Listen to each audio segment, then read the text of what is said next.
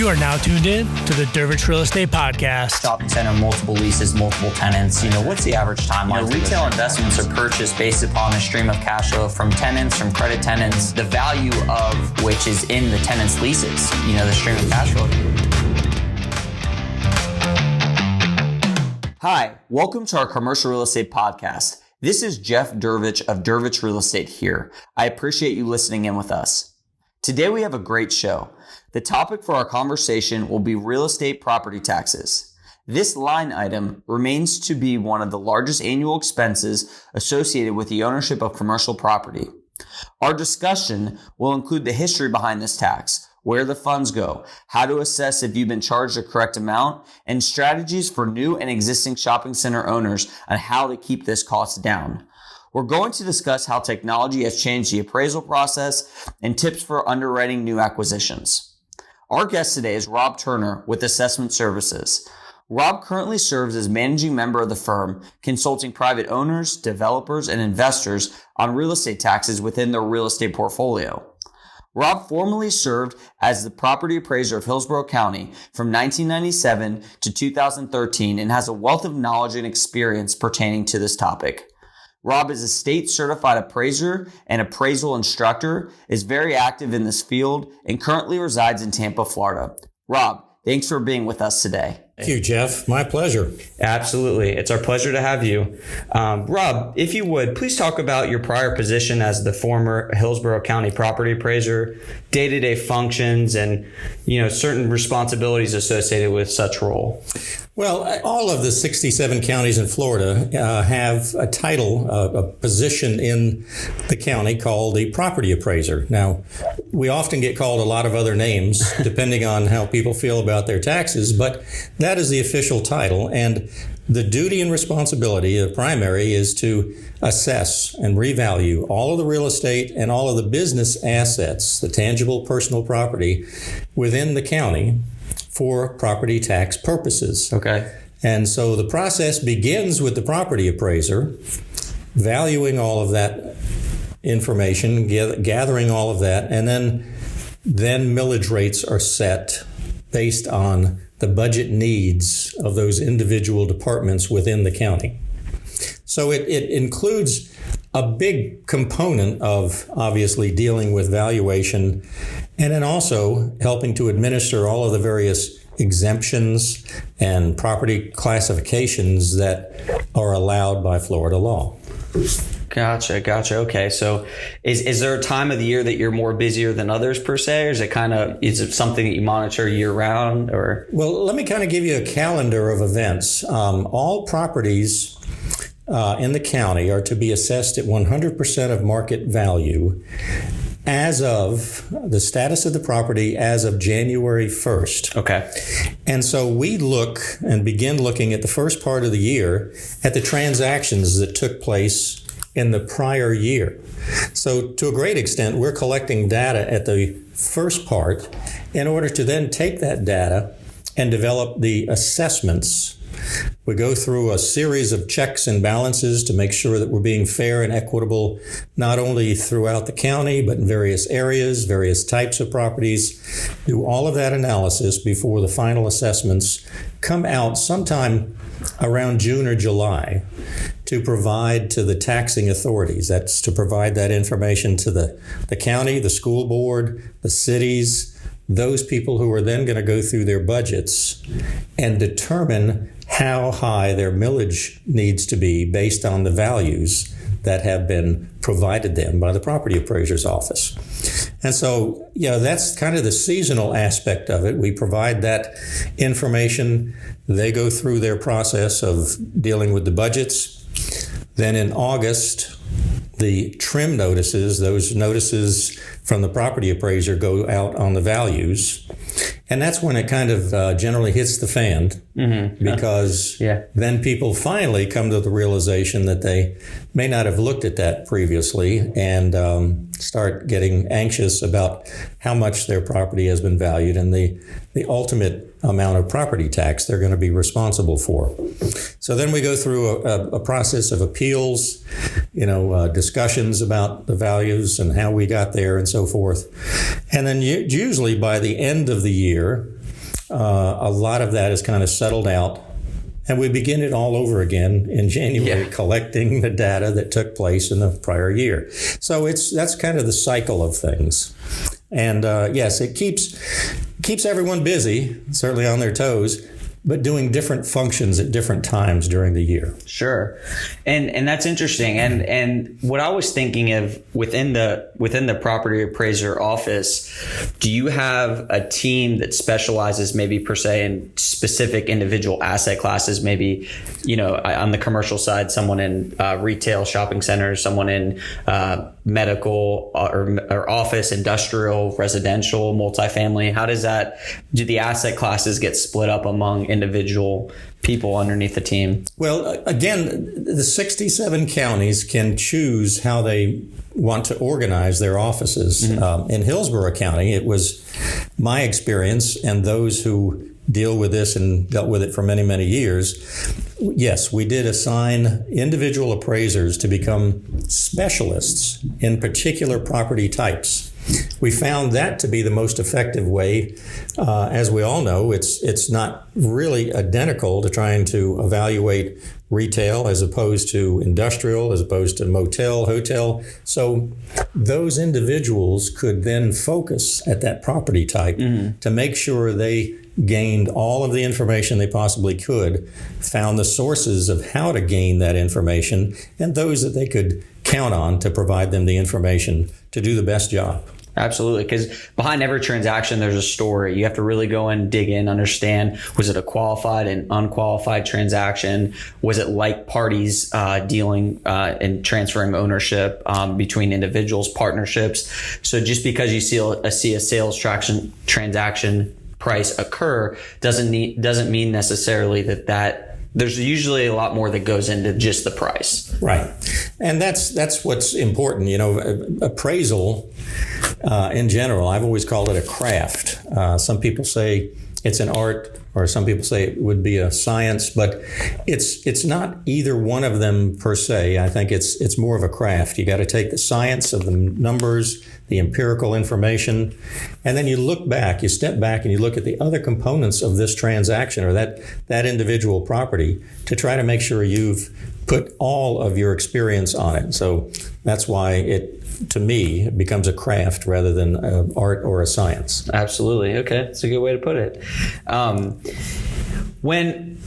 Let's talk about when there's a transaction, a shopping center property, commercial property, any property. Can you discuss why property taxes get reassessed differently once a property sells when underwriting a new property to purchase? And then if you could discuss how when you purchase a new property, how you can determine what the new property tax value might be. Well, you can do like the office does. They take dice and they roll bones and things. No, it's all there is a process by which offices do go and in order to evaluate that. But Jeff, what's important when a transaction occurs is to look at that individual property may have had some protection of their taxes. Here in Florida, all homesteaded property is granted a 3% limit on the increase of the assessed value. Okay. Not the market value, but the assessed value. All other property, which would include all commercial property, has a 10% cap.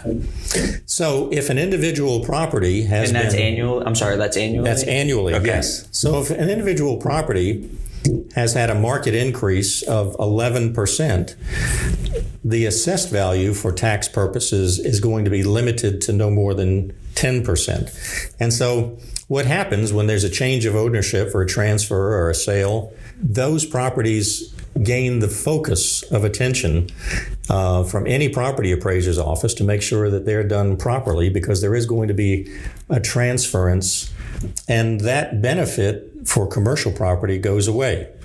On homesteaded property, on residential property, you can take that benefit and move it with you, called portability. But on commercial property specifically, that goes away. So it's important for buyers to understand that, those professionals involved in the transaction to understand that the property taxes they look at this year are subject to adjustment to whatever they may be when that benefit is removed.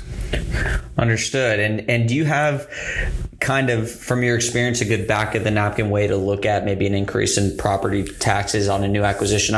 We've talked about, looking at acquisition costs and then backing out 85% and then taking the new millage rate. That's a tool we use, but it's different in every county. And I think that there's no exact strict rule to it. I mean, it's subjective to every county, I believe. Well, it is. Again, we've got 67 counties and some do things a little bit differently, although still within the framework, or should be within the framework, of Florida law. I tell everyone the law reads that the real estate is to be assessed at 100% of market value. Okay. As a real estate professional, if you believe a transaction is very close, if that's a realistic amount that the buyer is willing to give the seller for that property, you can use that, but then Florida law allows for the cost of sale discount, which is generally conceded to be about 15%. So that's where that range of between 85 and 90% of what you would typically believe the market value would be hits very close to what it will come out. Now, if it's significantly higher than that, then that's when people call guys like me. Mm-hmm. When it's lower than that, that's when people should be quiet and be happy they missed that or whatever. Sure. So. And just going back to the increases, as we talk about, commercial property has a cap of 10% increases annually. Let's say that that's the rate that market values are going down in value, decreasing in value. Is it capped at 10% on the decrease as well? It is not. It is not capped.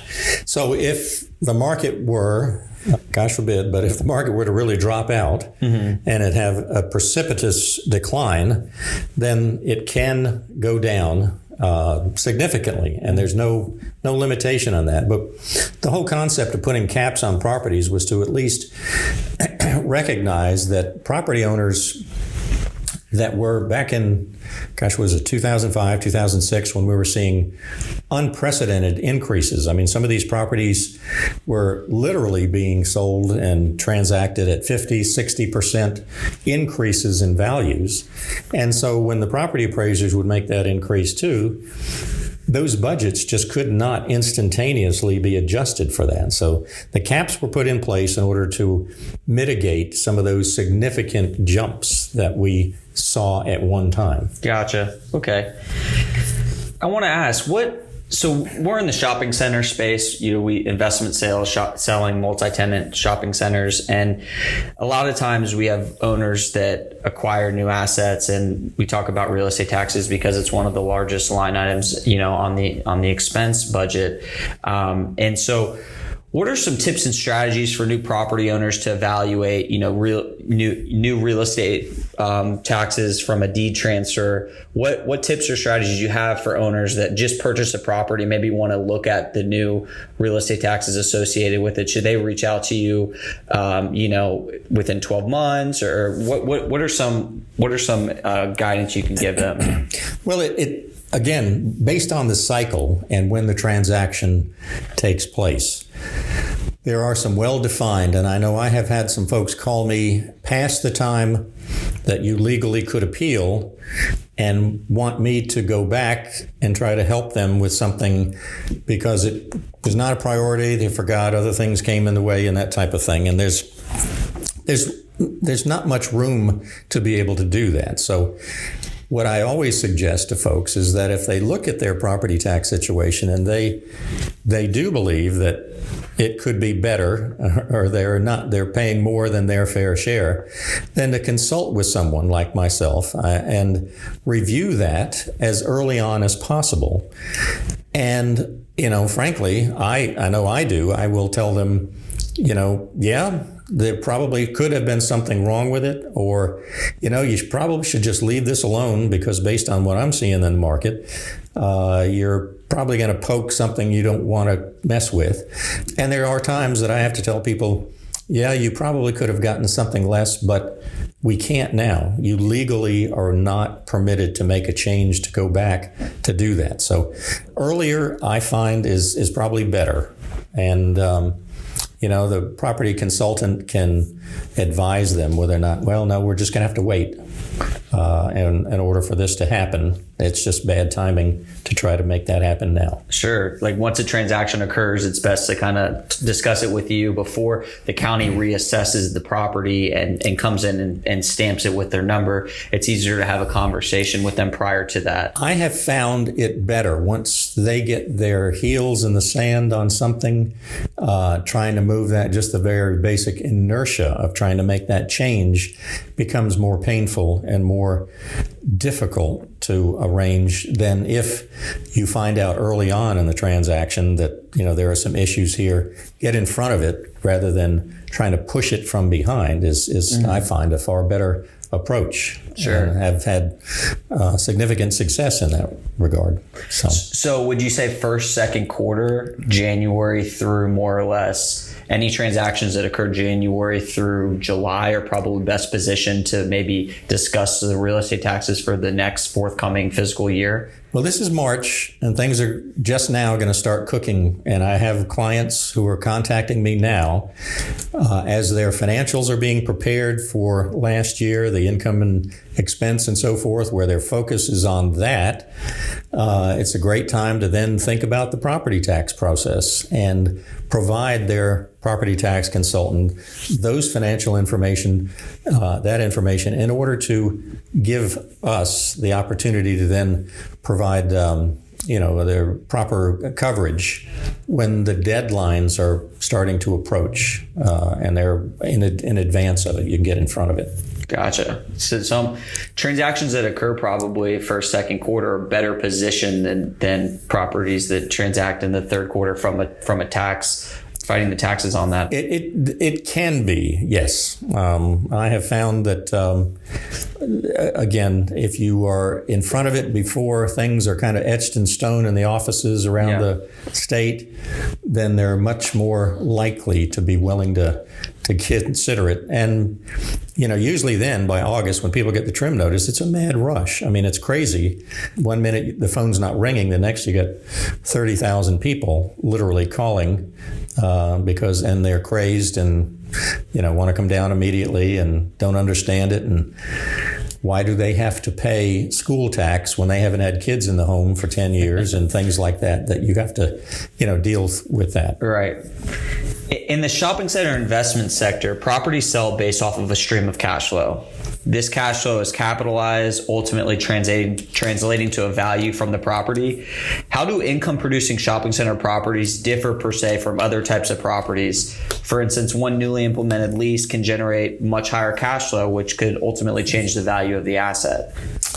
Well, the vast majority of income properties are looked at from the assessment standpoint and from a market simple fee private appraisal standpoint from an income approach.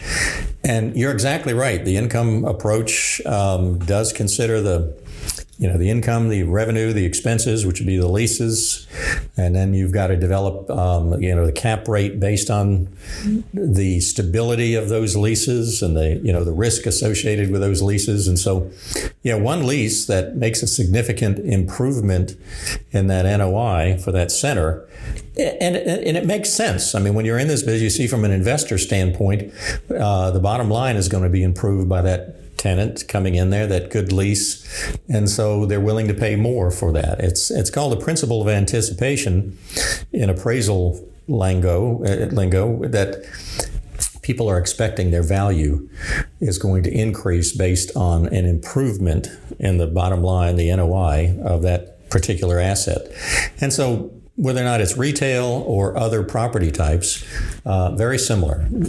Some of the differences, you got other properties and there are some of the differences, but that's essentially the overall concept is get to an NOI on that income property, find a good cap, and it is tough when you're trying to do an underwriting, trying to figure out what the property taxes are going to be.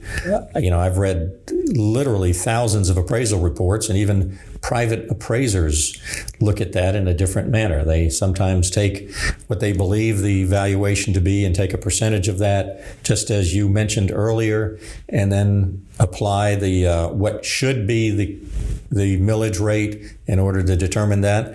There's another way that can be done, is that you actually you're looking at your underwriting, you remove the property taxes in their entirety, and you add the millage rate as a additional component of the cap. So you essentially are going to get a value doing it that way by taking let's just say in Hillsborough County, it's about 20 mils, which is 2%. You add that.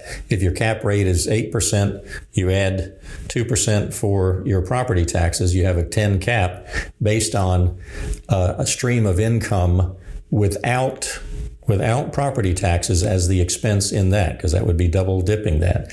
And that you can get a value based on that approach. Interesting. So that's one way that property appraisers use that in the county world quite often in order to come up with that number. Right. Yeah. I mean, it's intriguing to me. And you look at a shopping center that's 60% occupied, and you come back in and you get it stabilized to 100%, and all of a sudden you have another couple $100,000 in NOI coming off of the asset, and that's capped out. The value obviously goes up, and then the real estate taxes, are gonna change and then when they sell the property, and those real estate taxes are going to increase significantly.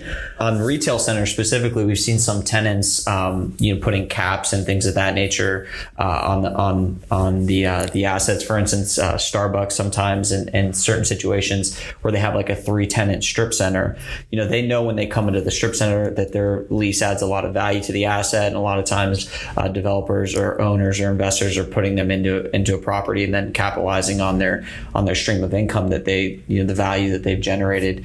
And so the real estate taxes might double. So you have a $2 million strip center, 3 tenants, you put Starbucks in, and all of a sudden the income's, significantly higher, and then they trade it on the cap rate, and the asset sells for $4 million. The real estate taxes are going to increase, and then Starbucks has, a triple net lease. So the real estate taxes are getting passed through to the tenant. So they've gotten smarter in the sense of how they enter into those obligations and to specifically call out the real estate tax component. Well, that's what's so exciting about this business, is that the cerebral nature of it. Trying to take in to all of those, and I've seen centers. I've helped to value and work on regional malls where you have so many multi-tenant, various scenarios. Practically everyone has so many different components of it that you have to factor that in. And when you're trying to then, put together any sort of a, discounted cash flow over a period of time or something, all of those pieces get to be very complex to make sure that you're, taking account of all of those differences. Sure. And, we operate throughout the state of Florida. We sell shopping center assets, throughout the entire state. And when we're working in different municipalities, Orange County or Duval County up in Jacksonville, or Broward County down in Southeast Florida, each property appraiser, has a different website, it seems like, different technology. Why is that not uniform across the whole state? Why is it different for each county, and why are some counties better than others? I mean, you look at not Tallahassee specifically, but Northwest Florida, and on the west coast of Florida, north of Tampa, Citrus County, Hernando County, things of that nature. I mean, their websites are completely different than Orange, Hillsborough. Right. Well, it is. And again, all 67 property appraisers are duly elected, and to some extent, within the framework of the law, they're independent contractors, and they report. Property appraisers are elected officials that report to the citizens of that county. Okay. And that if the citizens of that county, the residents, want them to have an improved, system, then they should make that known. It's very difficult for those who or occasional users, I guess. And I find that too. It's very frustrating because then you have to be educated on the various nuances of so many different, 67 different systems. And when I first took office back in 1997, we focused on upgrading and enhancing the Property Appraiser's website here. We grew it to getting over 3 million hits a month. So we found people really, no kidding, were using it. And that was good for us because those were people who weren't calling our office to ask those questions. They could get it, 10 o'clock at night or over dinner, at lunch, or whenever they wanted to online. And other counties don't focus on that necessarily as much as some of the counties do. Yeah, I mean, technology's definitely changing how information is communicated across all platforms. And I can't even imagine what it was like in the 1950s or 1920s trying to get information on properties, and things of that nature. Well, as I have gone around the country and looking at different locations, the sophistication varies significantly. And I know we have GIS maps. You can go on and see everything in Google Maps and Google Earth and everything. And some of the counties in some states, you literally have to take a piece of transparent paper in and trace it on a map book that they have in order to get a picture of the property that you're looking at. And so that's, hopefully in time, may not be this century, but hopefully in time, those counties will upgrade and improve. Right. And I got a question pertaining to strip centers. We have an asset on Clearwater Beach we own, and we continuously every year get a form to fill out. What's your income, what's your expenses, and things of that nature. And what's your recommendation when talking to owners of shopping centers on that information, on communicating that to the city? Because that's obviously very fluid. That changes every single year. You know what I mean? And quite frankly, you don't necessarily want the property appraiser to know the income and expenses of the property. Right. Well, you're not legally bound. There are some states that you are legally bound to provide that information to the local assessor or property appraiser or whatever they happen to be called, but not here in Florida. You're not legally bound to do that. And as a general rule, I suggest to people is that if there are issues that they want the property appraiser to know, significant deferred maintenance costs and expenses, significant, vacancy for one reason or another, or things like that are important, that for that calendar year had an influence on the operation of that, I would sure make sure that information is provided. If you're a property owner that has had a stellar year for their income and expenses and so forth, you may not wish to do that. And it's, unlike, I guess, the federal tax code and so forth that require you to provide everything. That is a requirement.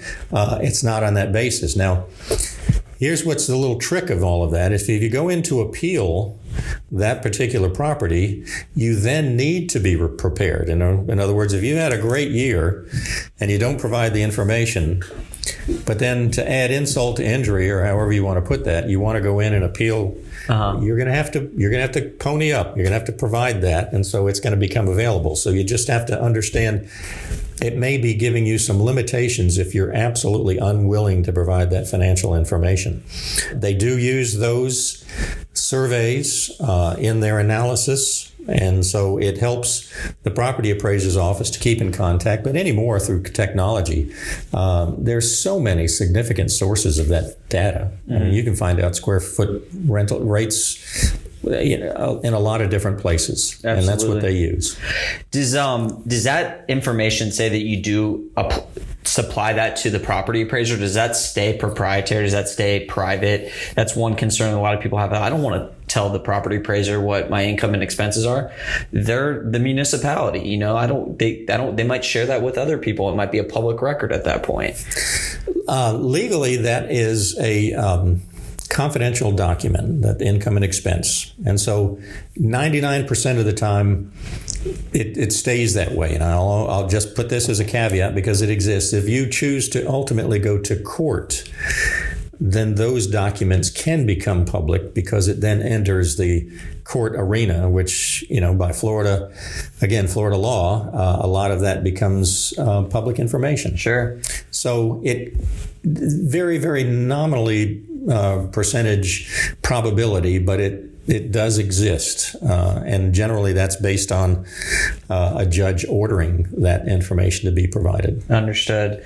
Let me ask about, so the real estate tax bill comes out in November, right? Well, the trim notice comes out in August, then November 1st, the tax bills are sent out by the tax collector. Yes. And they're due in November, and if you pay in November, you get an early prepayment discount, correct? There's a 4% discount if paid in November, 3% in December, and so forth until you run out of the percentages. So, yeah. And how many of the property owners, just on a percentage basis, how much percent would you say pay early to take advantage of that discount? I asked that question of the tax collector some time ago, and they tell me that there are a significant percentage. There's like 80% of the property owners will, in fact, take advantage of that early payment to some extent. Some people, I know, I just was talking to a client who, for tax accounting purposes, could not pay until January. So they couldn't take advantage of the full discount because they needed that expense in their January of the next year. They didn't want it in the prior year. So there's all kinds of things like that take effect. But it's a significant number and percentage. It's 4% return on your money. I mean, if it's a $100,000 property tax bill, you can save $4,000, right? So you got to have a determination as to where the best use of those funds are during that period of time for you. Especially, if you've got taking that money and you're going to put it into a savings account, you're certainly not going to get that kind of a return for that. So it may be a best alternative use of those funds. So March, they come due. If you don't pay by March, you're delinquent. Well, there's a period of time then on April 1st, if they're not, by the end of March. Okay. March 31st, if they're not, then they become delinquent. Okay. And then there's a series of a process of selling tax certificates. Okay. Here in Florida, so that the municipalities, the county, the school board, and so forth can get their money for property taxes. They sell essentially the debt of that property tax in an auction. They get their money. The investor who buys that tax certificate can then get the return that was bid. And they get that return until they choose to, I guess after a 2-year period of time, you can then request a tax deed. Gotcha. Okay. And force something to happen on those property taxes. Okay. Yeah, that was interesting. I was always wondering what happens when you go delinquent. I know that they have the tax deeds, but do a lot of people go delinquent on their property taxes from what you've experienced? No, it's there, and that's kind of, again, it's cyclical. Back some years ago, a significant number of people, because we were having such significant economic hardship. But during better times, I'm sure that the delinquency rate is probably in the 3 or 4%, because people understand that those properties now are significantly worth what they probably have them assessed for, and certainly worth what they're having to pay in property taxes. Sure. You've seen being at the property appraiser since 97 to 13. I mean, you've had a wide range of experience with a bunch of different properties, bunch of different cases. Pertaining to shopping centers specifically, do you have any cool experiences or cases that you got, individual properties that you've had been exposed to? Well, Jeff, I came from the banking business, and a number of the properties that we ultimately dealt with in the county from the property appraiser were those that I had a role and an involvement in the financing development of back a number of years ago. And so Yeah, I kind of found that to be an interesting transition from my personal standpoint of a career of going from a banker where you're trying to convince the banker it's worth, tons of money. And so they need to borrow as much as they possibly can. And it's the best investment. And then you become the property appraiser. And this piece of trash property just is not worth it. And we need to lower the assessment. How can you possibly let the county buy it? I've heard that before too. And then now going on from this standpoint, trying to help people understand and work with them to try to get, a realistic and reasonable value. So, that's kind of looking at it from a number. I guess your perspective on property taxes is really a focus of where where you sit, and your perspective on where you sit on the ownership of that property. So, right. It's again, it's a cerebral matter that is it's a lot of fun to get in and keep involved in. Absolutely. Well, Rob, I appreciate your time here today. You're a preferred vendor for us. We love referring you to clients of ours. You're trusted advisor for our operation, and real estate taxes, they are a very large expense to operating a property. And so it's important that you get a handle on it, that you understand it, that you address it properly, and get consulted on it in the right fashion. And we appreciate when you help us and look at properties and we discuss, property taxes, so we can really fine tune where that value, where we think ideally that value is going to land. So we appreciate your time. Absolutely. And I enjoy working with professionals like Plaza Advisors to help us all in this process. Absolutely. Thank you so much, Rob. You bet.